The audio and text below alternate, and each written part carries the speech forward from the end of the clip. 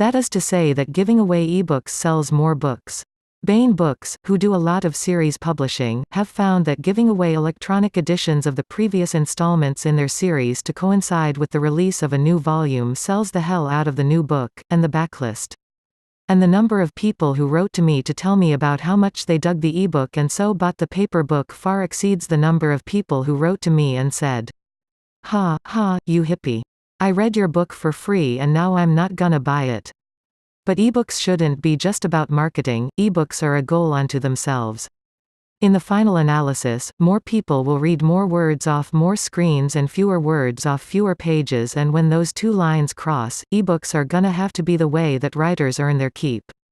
Not the way that they promote the dead tree editions. 2. Ebooks complement paper books. Ebooks complement paper books. Having an ebook is good. Having a paper book is good. Having both is even better. One reader wrote to me and said that he read half my first novel from the bound book, and printed the other half on scrap paper to read at the beach. Students write to me to say that it's easier to do their term papers if they can copy and paste their quotations into their word processors.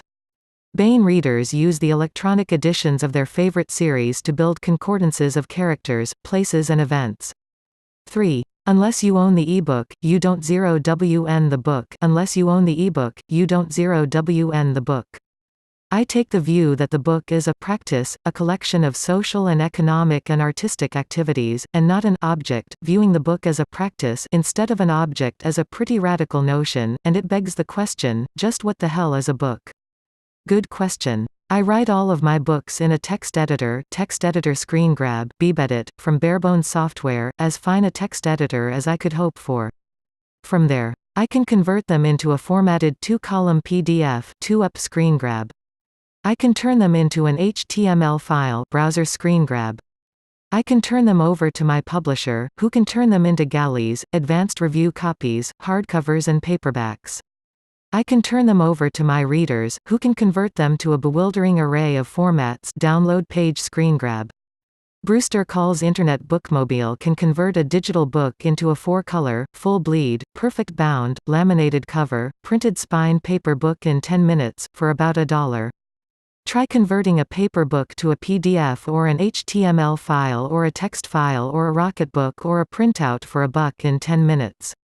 It's ironic, because one of the frequently cited reasons for preferring paper to ebooks is that paper books confer a sense of ownership of a physical object. Before the dust settles on this ebook thing, owning a paper book is going to feel less like ownership than having an open digital edition of the text. 4. Ebooks are a better deal for writers. Ebooks are a better deal for writers. The compensation for writers is pretty thin on the ground. Asterisk Amazing Stories, asterisk Hugo Gernsback's original science fiction magazine. Paid a couple cents a word. Today, science fiction magazines pay a couple cents a word. The sums involved are so minuscule. They're not even insulting. They're quaint and historical, like the whiskey 5-cent sign over the bar at a pioneer village.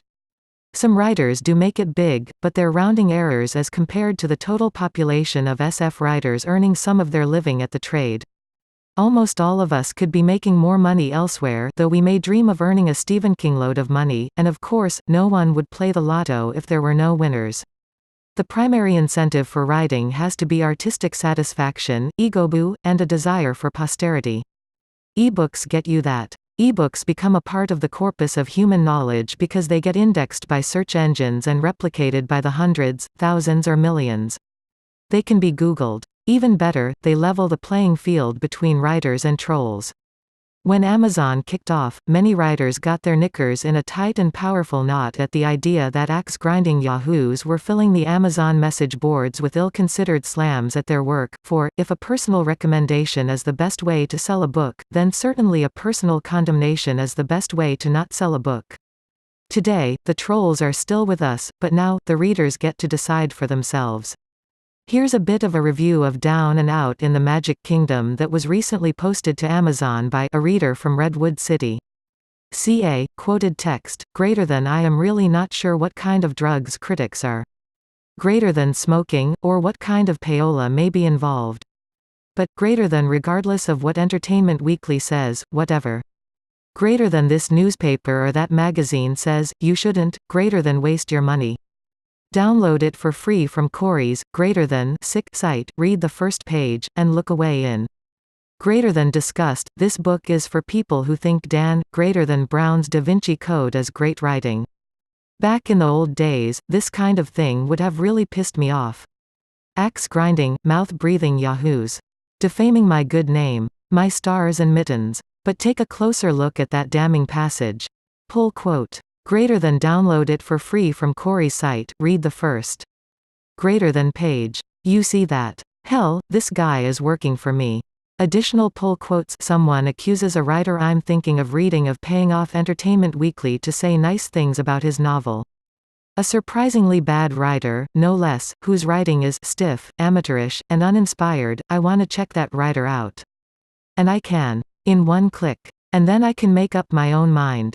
You don't get far in the arts without healthy doses of both ego and insecurity, and the downside of being able to Google up all the things that people are saying about your book is that it can play right into your insecurities. All these people will have it in their minds not to bother with my book because they've read the negative interweb reviews. But the flip side of that is the ego. If only they'd give it a shot. They'd see how good it is. And the more scathing the review is, the more likely they are to give it a shot. Any press is good press, so long as they spell your URL right and even if they spell your name wrong. 5. Ebooks need to embrace their nature. Ebooks need to embrace their nature. The distinctive value of ebooks is orthogonal to the value of paper books, and it revolves around the mixability and sendability of electronic text. The more you constrain an ebook's distinctive value propositions, that is, the more you restrict a reader's ability to copy, transport or transform an ebook, the more it has to be valued on the same axes as a paper book. Ebooks fail on those axes. Ebooks don't beat paper books for sophisticated typography, they can't match them for quality of paper or the smell of the glue. But just try sending a paper book to a friend in Brazil, for free, in less than a second. Or loading 1,000 paper books into a little stick of flash memory dangling from your keychain. Or searching a paper book for every instance of a character's name to find a beloved passage. Hell, try clipping a pithy passage out of a paper book and pasting it into your SIG file. 6. Ebooks demand a different attention span, but not a shorter one.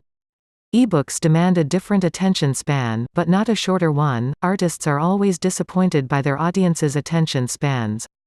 Go back far enough and you'll find cuneiform etchings bemoaning the current Sumerian go-go lifestyle with its insistence on myths with plot lines and characters and action, not like we had in the old days. As artists, it would be a hell of a lot easier if our audiences were more tolerant of our penchant for boring them. We'd get to explore a lot more ideas without worrying about tarting them up with easy-to-swallow chocolate coatings of entertainment. We like to think of shortened attention spans as a product of the information age, but check this out. Nietzsche quote. Greater than to be sure one thing necessary above all, if one is to. Greater than practice reading as an art in this way, something. Greater than needs to be unlearned most thoroughly in these days.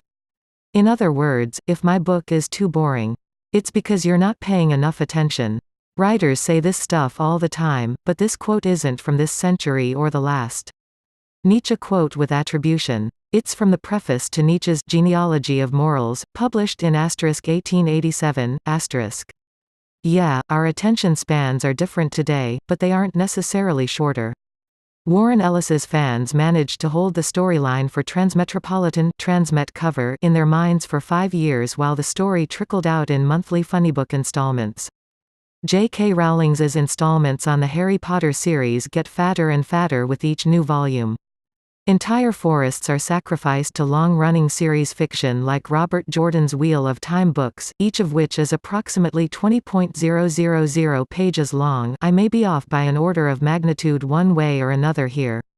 Sure, presidential debates are conducted in soundbites today and not the days-long oratory extravaganzas of the Lincoln-Douglas debates, but people manage to pay attention to the 24-month-long presidential campaigns from start to finish. 7. We need all the ebooks. We need all the ebooks. The vast majority of the words ever penned are lost to posterity. No one library collects all the still extant books ever written, and no one person could hope to make a dent in that corpus of written work. None of us will ever read more than the tiniest sliver of human literature. But that doesn't mean that we can stick with just the most popular texts and get a proper ebook revolution. For starters, we're all edge cases. Sure, we all have the shared desire for the core canon of literature, but each of us want to complete that collection with different texts that are as distinctive and individualistic as fingerprints. If we all look like we're doing the same thing when we read, or listen to music, or hang out in a chatroom, that's because we're not looking closely enough. The sharedness of our experience is only present at a coarse level of measurement. Once you get into really granular observation, there are as many differences in our shared experience as there are similarities. More than that, though, is the way that a large collection of electronic text differs from a small one. It's the difference between a single book, a shelf full of books, and a library of books. Scale makes things different. Take the web. None of us can hope to read even a fraction of all the pages on the web, but by analyzing the link structures that bind all those pages together, Google is able to actually tease out machine-generated conclusions about the relative relevance of different pages to different queries. None of us will ever eat the whole corpus, but Google can digest it for us and excrete the steaming nuggets of goodness that make it the search engine miracle it is today. 8. Ebooks are like paper books. Ebooks are like paper books. To round out this talk, I'd like to go over the ways that ebooks are more like paper books than you'd expect. One of the truisms of retail theory is that purchasers need to come into contact with a good several times before they buy. 7 contacts is tossed around as the magic number. That means that my readers have to hear the title, see the cover, pick up the book, read a review, and so forth, 7 times, on average, before they're ready to buy. There's a temptation to view downloading a book as comparable to bringing it home from the store, but that's the wrong metaphor. Some of the time, maybe most of the time, downloading the text of the book is like taking it off the shelf at the store and looking at the cover and reading the blurbs, with the advantage of not having to come into contact with the residual DNA and Burger King left behind by everyone else who browsed the book before you. Some writers are horrified at the idea that 300,000 copies of my first novel were downloaded and only 10,000 or so were sold so far. If it were the case that for every copy sold, 30 were taken home from the store, that would be a horrifying outcome, for sure. But look at it another way: if 1 out of every 30 people who glanced at the cover of my book bought it, I'd be a happy author. And I am. Those downloads cost me no more than glances at the cover in a bookstore, and the sales are healthy. We also like to think of physical books as being inherently countable in a way that digital books aren't, an irony, since computers are damned good at counting things. This is important, because writers get paid on the basis of the number of copies of their books that sell, so having a good count makes a difference. And indeed, my royalty statements contain precise numbers for copies printed, shipped, returned, and sold. But that's a false precision. When the printer does a run of a book, it always runs a few extra at the start and finish of the run to make sure that the setup is right and to account for the occasional rip, drop, or spill. The actual total number of books printed is approximately the number of books ordered, but never exactly. If you've ever ordered 500 wedding invitations, chances are you received 500 and a few back from the printer, and that's why. And the numbers just get fuzzier from there. Copies are stolen. Copies are dropped. Shipping people get the count wrong.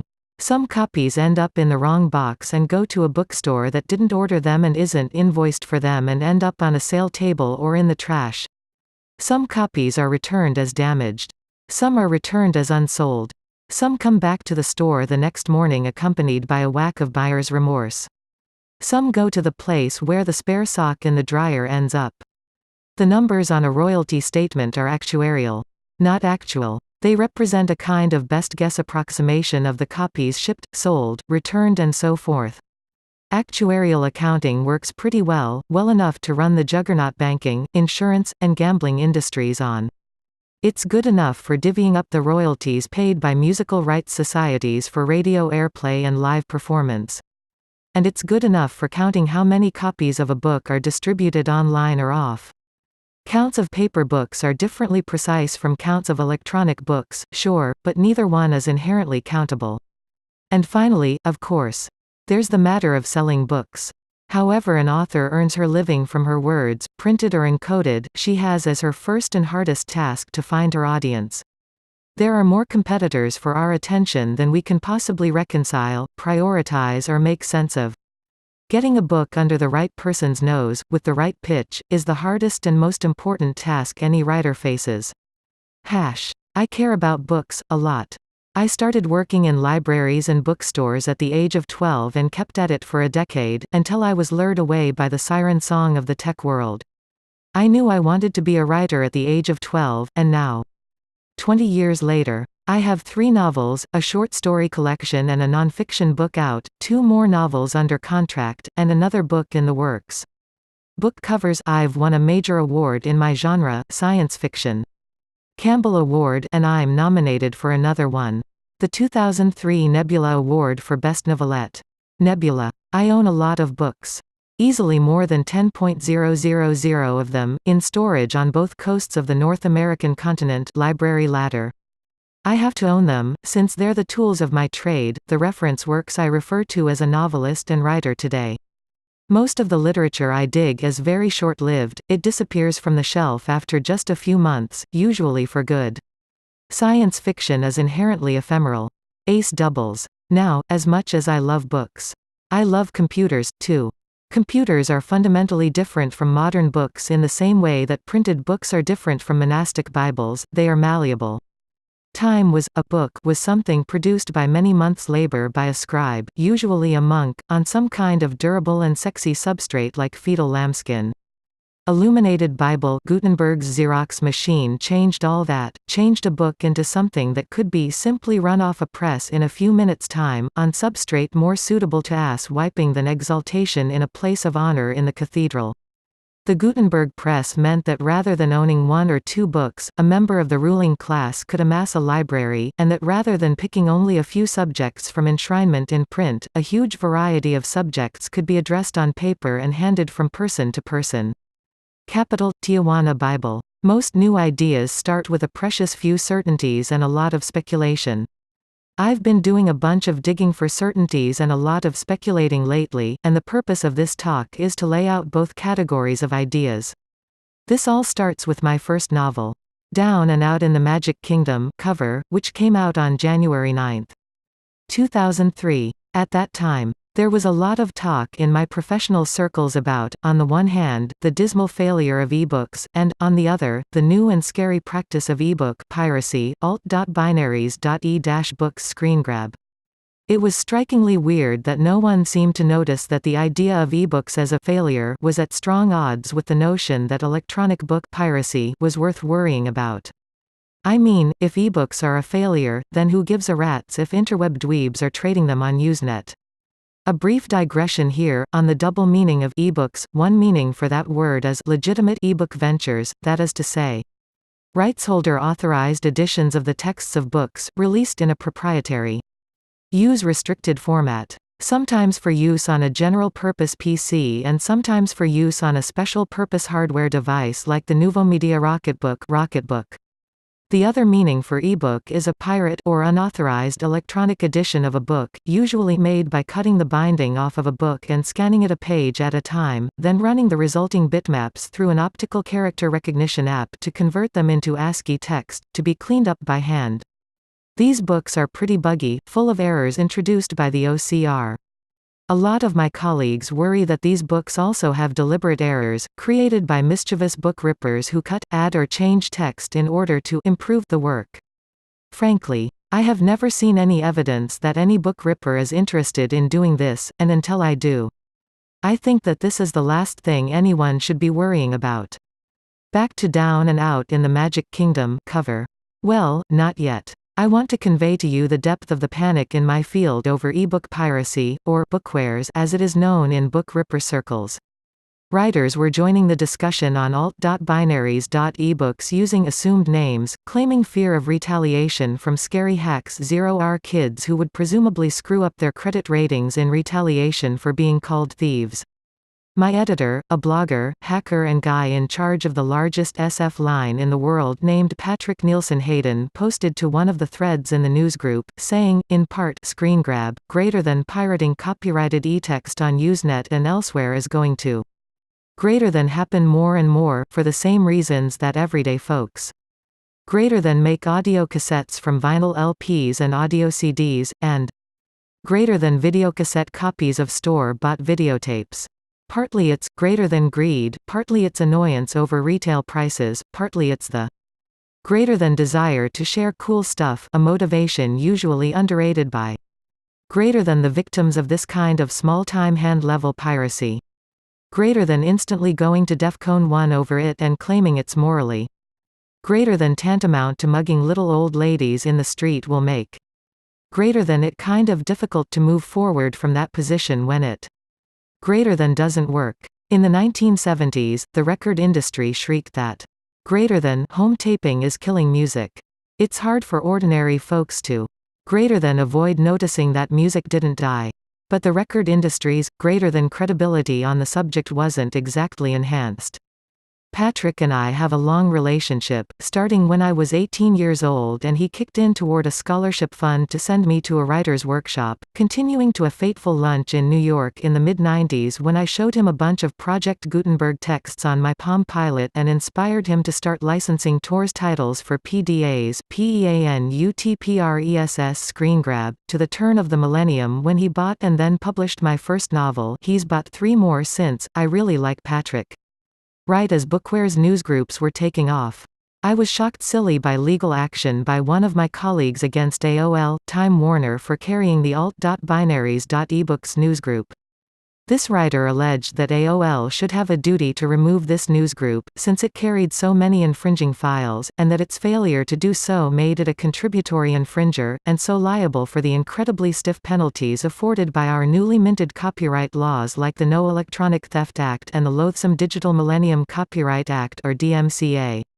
Now there was a scary thought.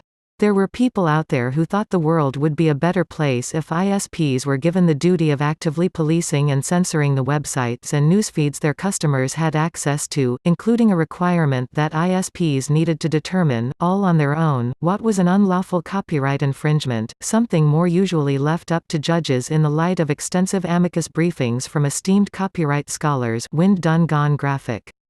This was a stupendously dumb idea, and it offended me down to my boots. Writers are supposed to be advocates of free expression, not censorship. It seemed that some of my colleagues loved the First Amendment, but they were reluctant to share it with the rest of the world. Well, damn it. I had a book coming out, and it seemed to be an opportunity to try to figure out a little more about this ebook stuff. On the one hand, ebooks were a dismal failure. On the other hand, there were more books posted to alt.binaries.ebooks every day. This leads me into the 2 certainties I have about ebooks. 1. More people are reading more words off more screens every day. Graphic. 2. Fewer people are reading fewer words off fewer pages every day. Graphic. These 2 certainties begged a lot of questions. Chart. Ebook failings. Asterisk screen resolutions are too low to effectively replace paper.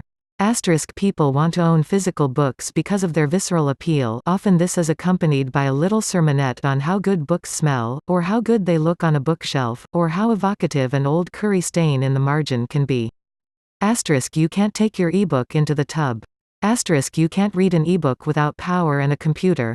Asterisk file formats go obsolete. Paper has lasted for a long time. None of these seemed like very good explanations for the failure of ebooks to me.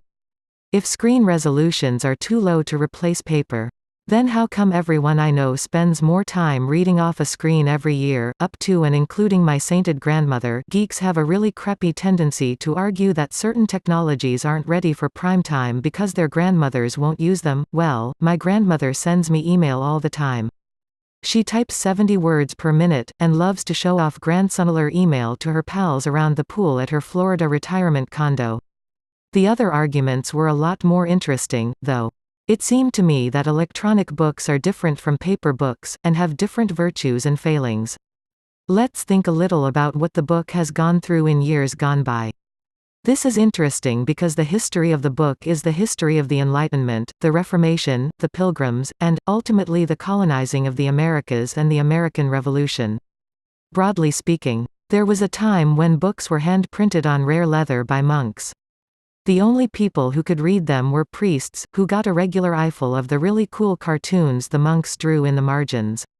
The priests read the books aloud, in Latin, Latin Bible, to a predominantly non-Latin speaking audience, in cathedrals. Wreathed in pricey incense that rose from censers swung by altar boys. Then Johannes Gutenberg invented the printing press. Martin Luther turned that press into a revolution. Luther Bible, he printed Bibles in languages that non-priests could read, and distributed them to normal people who got to read the Word of God all on their own. The rest, as they say, is history. Here are some interesting things to note about the advent of the printing press. Chart. Luther versus the monks. Asterisk Luther Bibles lacked the manufacturing quality of the illuminated Bibles. They were comparatively cheap and lacked the typographical expressiveness that a really talented monk could bring to bear when writing out the Word of God. Asterisk Luther Bibles were utterly unsuited to the traditional use case for Bibles. A good Bible was supposed to reinforce the authority of the man at the pulpit. It needed heft, it needed impressiveness, and most of all, it needed rarity. Asterisk the user experience of Luther Bibles sucked. There was no incense, no altar boys, and who, apart from the priesthood, knew that reading was so friggin' hard on the eyes. Asterisk Luther Bibles were a lot less trustworthy than the illuminated numbers. Anyone with a press could run one off, subbing in any apocryphal text he wanted, and who knew how accurate that translation was. Monks had an entire papacy behind them, running a quality assurance operation that had stood Europe in good stead for centuries. In the late 90s, I went to conferences where music execs patiently explained that Napster was doomed, because you didn't get any cover art or liner notes with it, you couldn't know if the rip was any good, and sometimes the connection would drop mid-download. I'm sure that many cardinals espoused the points raised above with equal certainty. What the record execs and the cardinals missed was all the ways that Luther Bibles kicked ass. Chart. Why Luther Bibles kicked ass. Asterisk they were cheap and fast.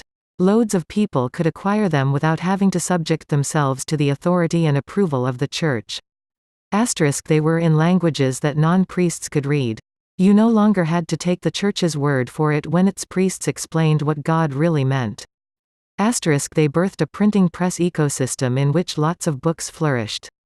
New kinds of fiction, poetry, politics, scholarship and so on were all enabled by the printing presses whose initial popularity was spurred by Luther's ideas about religion.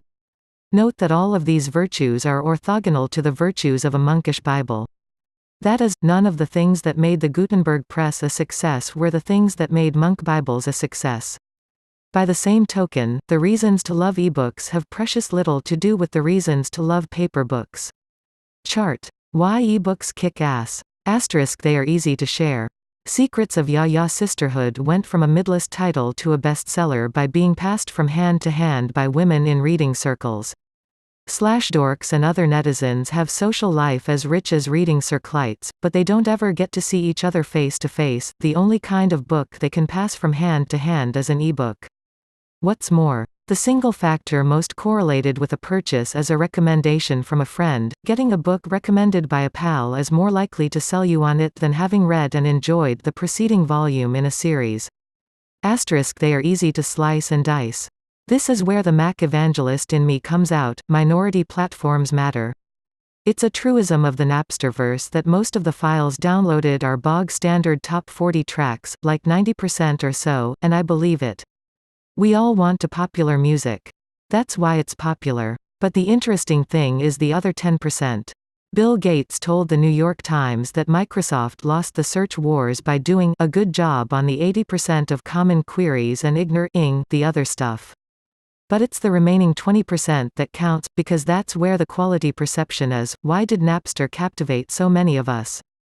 Not because it could get us the top 40 tracks that we could hear just by snapping on the radio, it was because 80% of the music ever recorded wasn't available for sale anywhere in the world, and in that 80% were all the songs that had ever touched us, all the earworms that had been lodged in our hindbrains, all the stuff that made us smile when we heard it.